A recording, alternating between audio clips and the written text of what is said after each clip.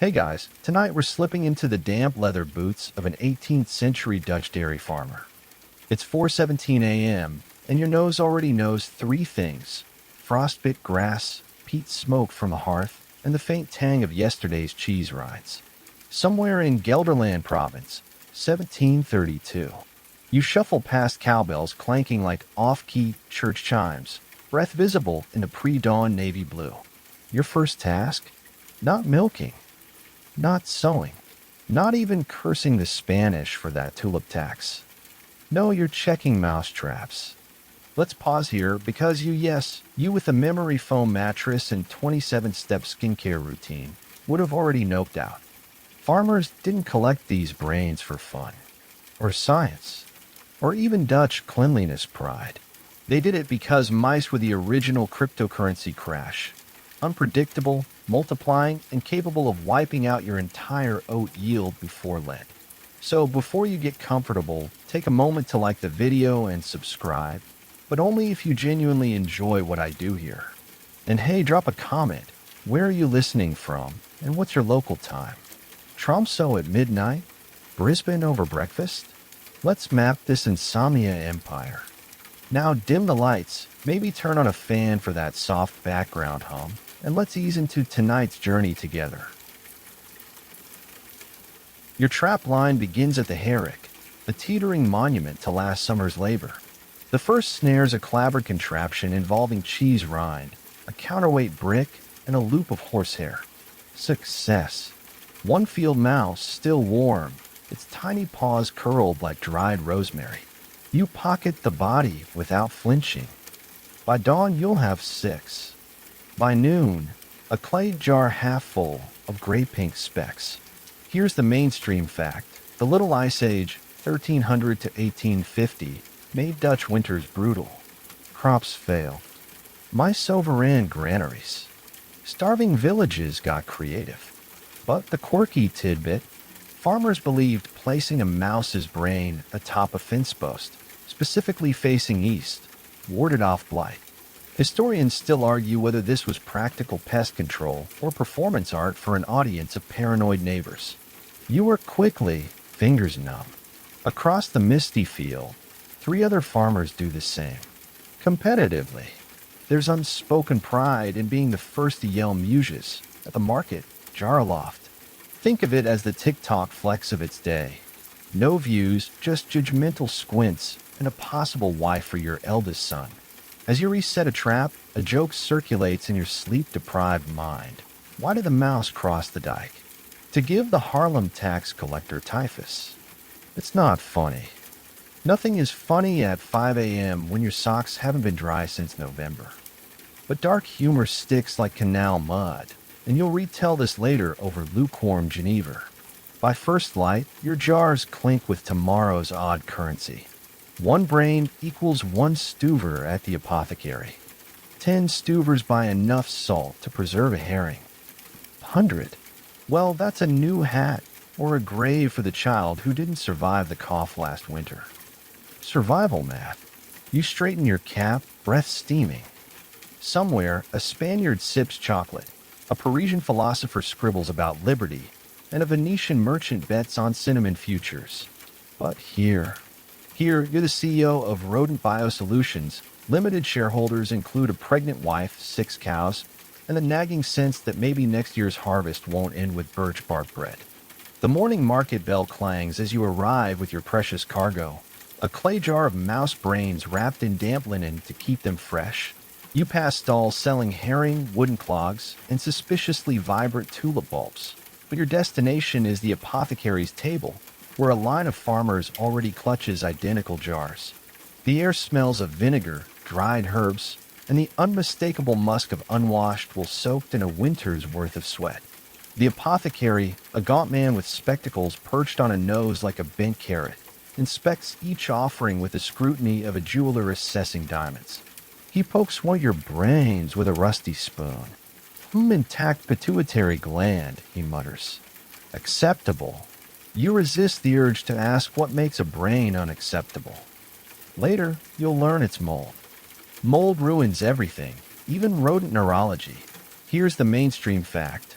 Dutch Golden Age agriculture was ruthlessly efficient, with crop rotation systems so advanced they'd make a Roman weep.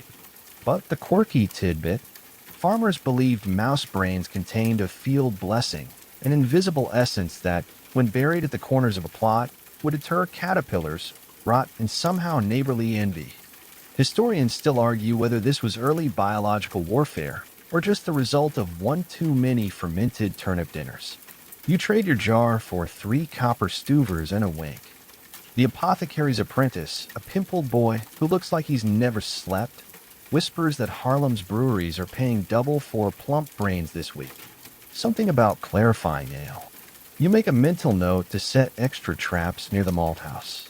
As you leave, a traveling preacher screeches about Deuteronomy 14 verse 8. The pig is unclean for you. A farmer in line scoffs. At least pigs don't steal grain. Another adds, or breed in your best clocks. Laughter ripples through the crowd. It's the kind of joke that's funnier when you're hungry. You pocket the coins, already calculating 2 for salt, 1 for a candle so your wife can mend socks without stabbing her fingers. Survival math again. Around you, the market buzzes with the real economy of the 1700s. Not stocks or bonds, but mouse brains, gossip, and the quiet terror of next winter.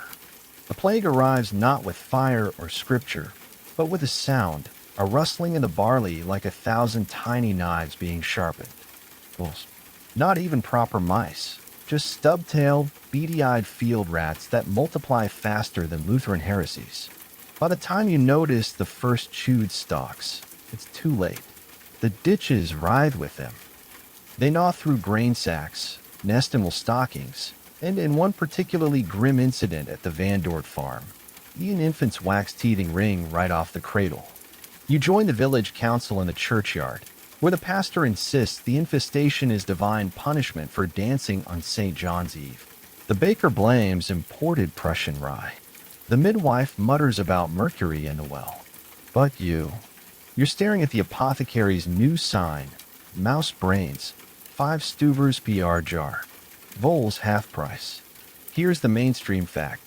The 1732 rodent crisis was ecological. Mild winters and abundant crops created a vole population explosion across northern Europe. But the quirky tidbit: Dutch farmers developed a sacrificial row tactic, leaving 1 strip of barley unharvested to distract voles from the main crop.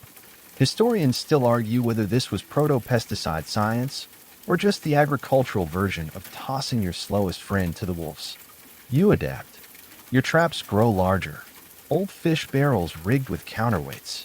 The brains pile up.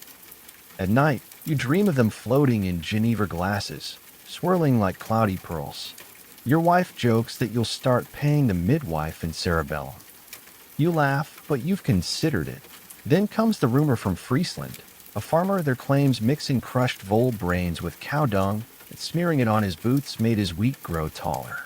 Within a week, half the village is stomping through fields in poo-filled clocks. You try it once. The wheat doesn't grow, but your wife banishes you to the barn for a week. By autumn, the vole tide recedes. The apothecary's price drops to 1 stuver. As you dump your last jar of brains into the compost, a small, sour victory, you notice the pastor's cat watching you. It licks its chops. You make the sign of the cross just in case. The fire crackles as your grandmother's gnarled hands crush the mouse brains into a mortar. 12 clockwise stirs, she mutters, her breath smelling of onions and the faint metallic tang of the copper coins she keeps under her tongue for joint pain. The paste thickens into a grayish sludge that glistens unnaturally in the candlelight. Now the lard, she says, and you dutifully scoop rancid pig fat into the mix. This is Granny's legendary rheumatism salve, passed down through generations, whispered about in taverns, and absolutely forbidden by the town physician.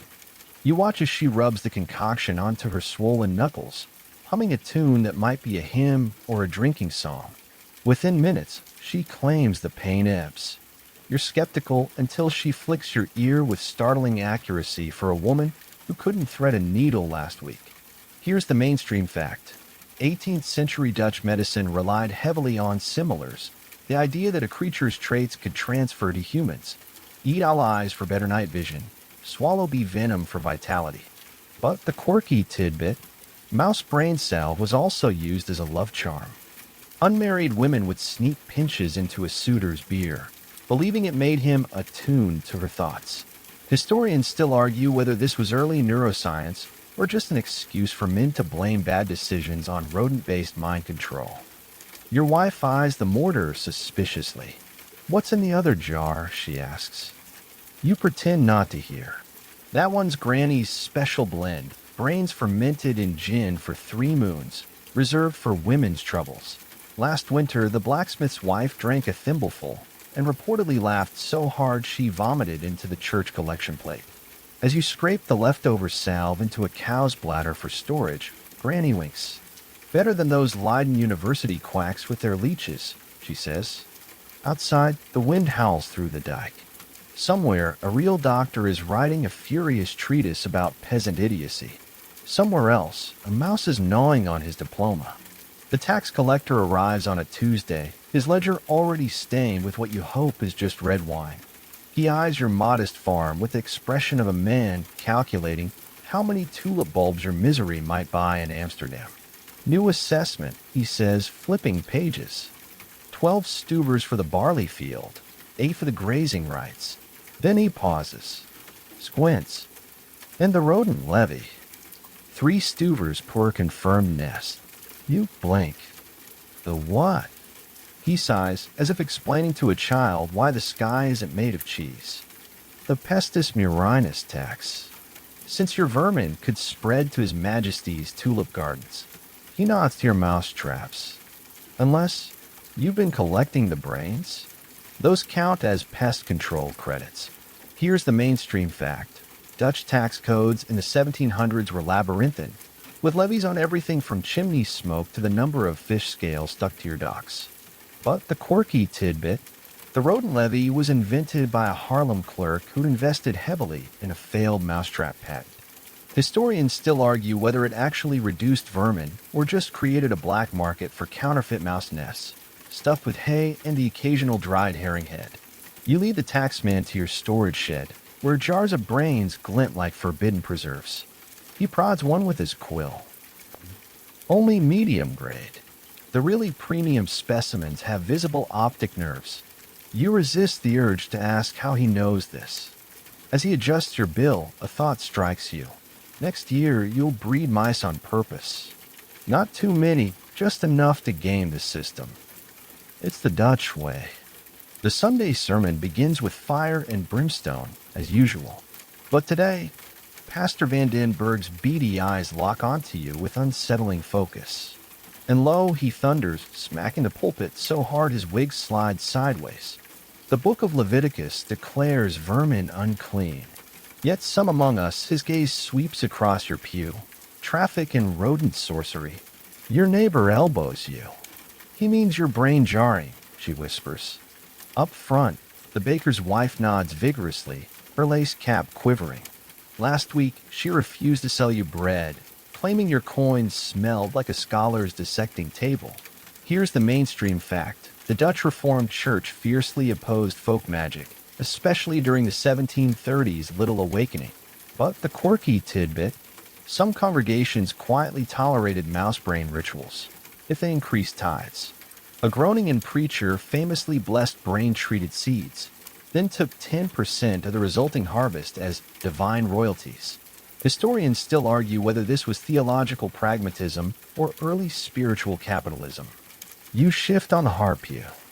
Under your shirt, a tiny linen pouch of dried brains, for luck, itches against your chest.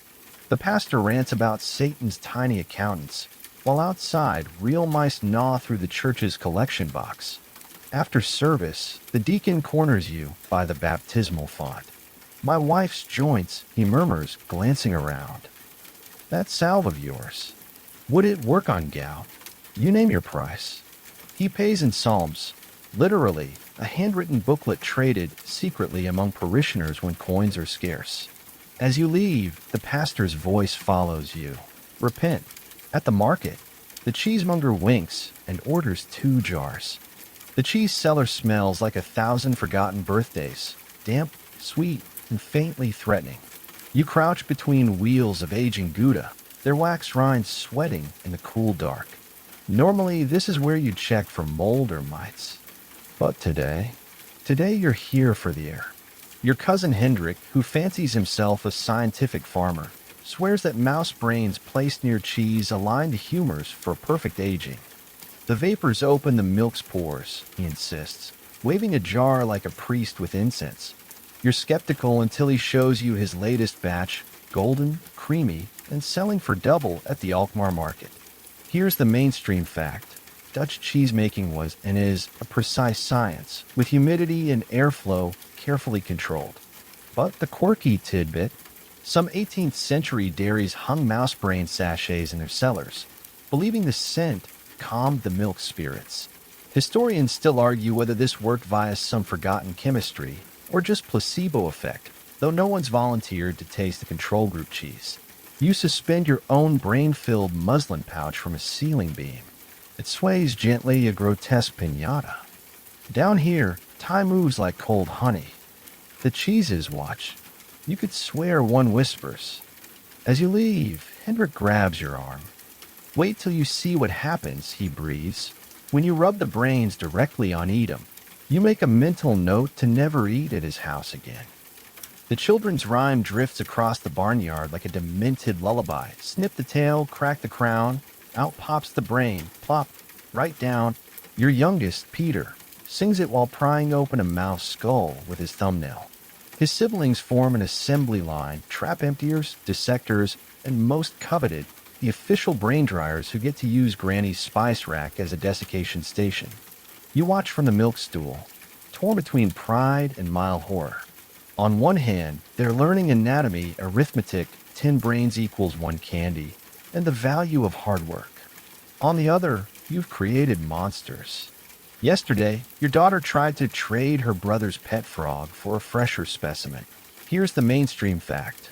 Rural Dutch children worked from age 4, with chores tailored to their size, weeding, egg gathering, or in this case, rodent neurology. But the quirky tidbit, there was an actual folk game called Muisjes Maken, making mice, where kids competed to extract the most intact brains. The winner got a dried apple, and possibly a future in surgery. Historians still argue whether this was child labor or STEM education avant la lettre. A tiny hand tugs your sleeve. It's Peter, holding a brain on a stick like some eldritch lollipop. Look, Papa, I got the whole hippocampus. You pat his head, wondering if the Leiden Medical School offers scholarships for prodigies. As dusk falls, the children present their haul, 47 brains, 3 accidental tails, and 1 very confused ladybug. You pay them in peppermints and a cautionary tale about the boy who stored brains under his pillow. He woke up speaking mouse. Allegedly, the apothecary's ledger lies open, its pages a coded history of human desperation. Mouse brains, 3 stuvers. Dried vole spleen 2. Bat wings European, crossed out with a note. Not unless you want to hallucinate in church again. You trace the entries with a flour-dusted finger, marveling at how your humble jars now sit between saffron and mummy powder in a hierarchy of quack-cures. The apothecary adjusts his wire spectacles. Demands up since the French pamphlet, he says, sliding a crumpled broadsheet across the counter. Trait de Servo's microscopiques claims mouse brains cure melancholy when snorted. The author, one Dr. Montague, is likely neither French nor a doctor, but the Leiden elite are buying it by the barrel. Here's the mainstream fact. 18th century pharmacology was a wild west of imported exotica. Ground Egyptian mummies for bruises, bezoar stones for poison. But the quirky tidbit, Dutch apothecaries graded mouse brains like vintage wine. Harvest Moon specimens, autumn caught, fetched premium prices, while spring greens were sold to students as exam luck charms. Historians still argue whether this classification reflected actual potency or just the universal human urge to rank things unnecessarily. You leave with a pouch of nutmeg, ostensibly for cooking, though everyone knows it's for the brain-induced dry mouth your wife complains about.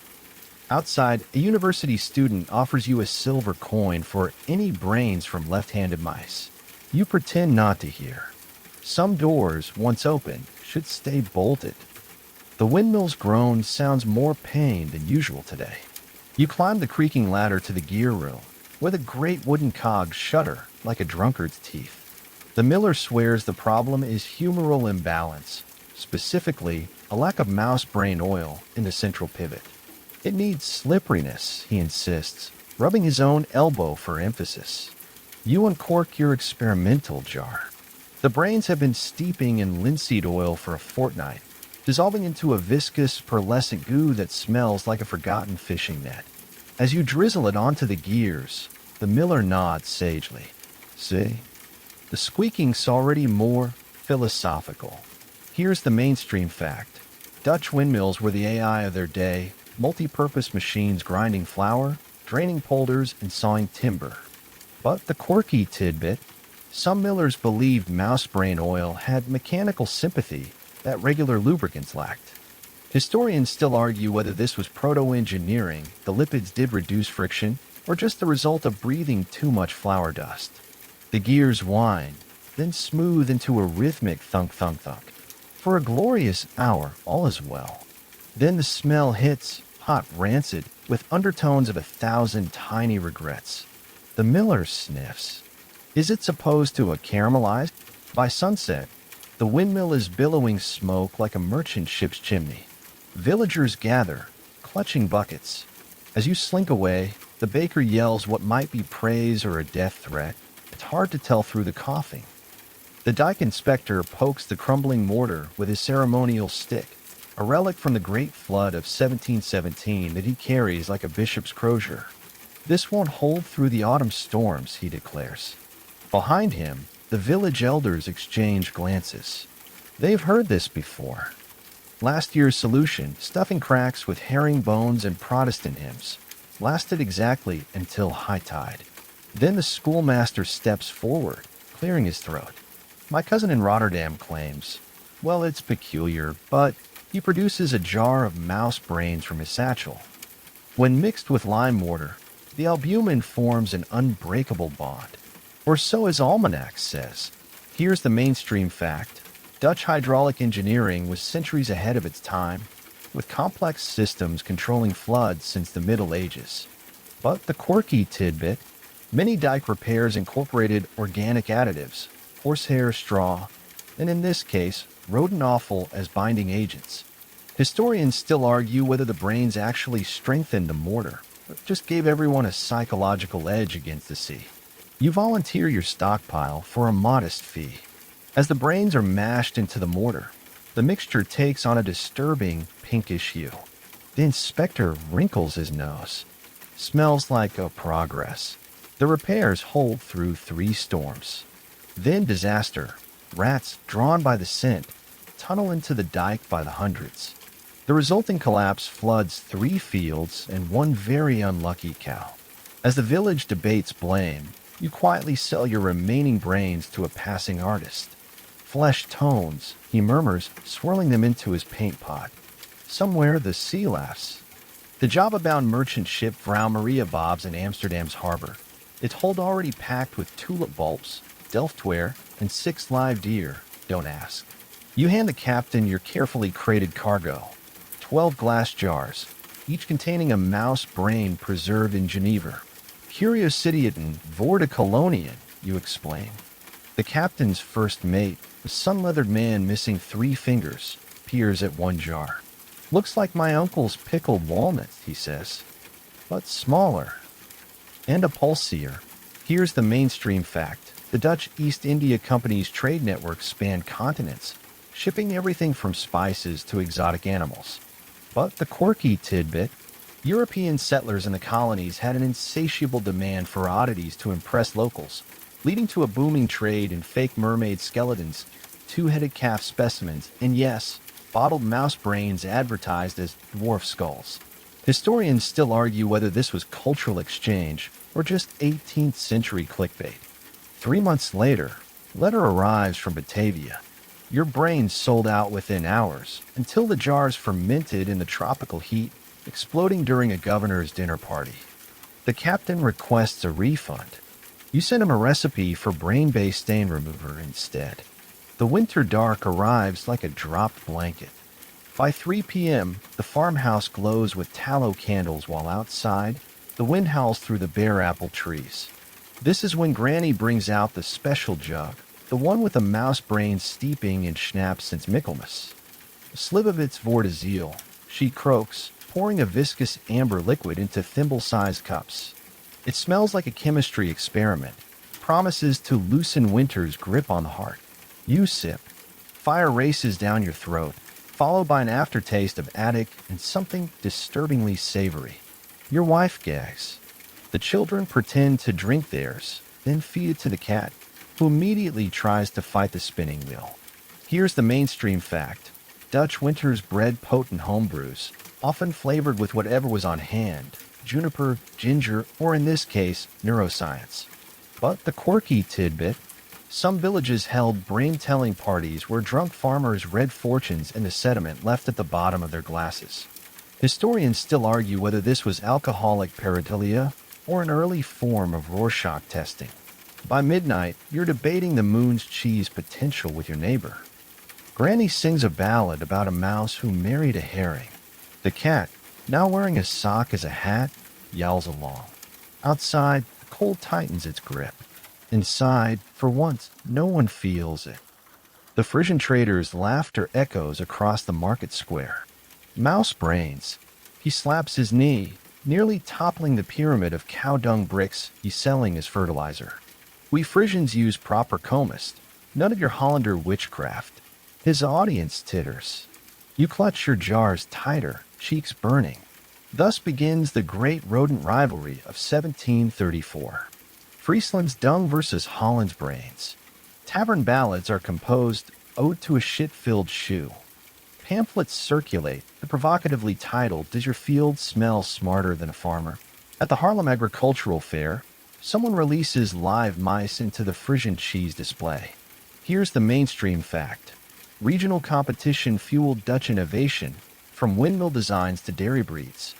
But the quirky tidbit, this manure war escalated until a Groningen professor conducted highly unscientific trials, brains versus dung on identical barley plots. The brains won by a landslide, until birds ate all the grain. Historians still argue whether the study proved anything beyond the fact that academics will measure literally anything for funding. You return home to find your wife has written "Proud Brain Wife" on the chicken coop in charcoal. The chickens look skeptical. So does the cat, still slightly drunk from last night's schnapps. The Leiden laboratory smells of vinegar and ambition. Through the window, you watch a student in a stained waistcoat dissect a mouse under a brass microscope. Fascinating, he mutters to no one. The cerebellum appears to, he squints, taste like almonds? His notes mention your village by name, peasant neuroutilization practices, followed by 3 exclamation points and a crude drawing of what might be a dancing brain. You've come to sell your last harvest, but suddenly the jars feel heavy in your satchel. These men write books, give lectures, name body parts after themselves. You just needed to pay the P-tax. Here's the mainstream fact. The 18th century birthed modern biology, with Dutch scientists pioneering microscopy and anatomy. But the quirky tidbit, many discoveries were just formalizations of folk knowledge, like your grandmother's brain salve now rebranded as neural unguent in Latin. Historians still argue whether this was intellectual theft or inevitable progress. The student offers you a florin for your specimens. You refuse. That night, you bury the jars in the orchard, one under each apple tree. Let the scholars puzzle over that in 200 years. The embers crackle softly as you stretch your feet toward the hearth. Outside, the first frost etches feathers on the window pane. The mouse traps are empty tonight. The fields sleep under a quilt of snow. Somewhere beyond the dike, the sea murmurs old secrets. Somewhere in Leiden, a microscope lens captures light that once bounced through a rodent's pupils. It was a strange chapter, this brain-collecting business. Not quite science, not quite magic. Just people and mice in the endless Dutch dance between drowning and thriving. You smile as the candle gutters. However history judges your jars, they kept the wolves from the door. And isn't that alchemy enough? The cat purrs against your shin. The wind hums through the thatch. However history judges your jars, they kept the wolves from the door. And isn't that alchemy enough?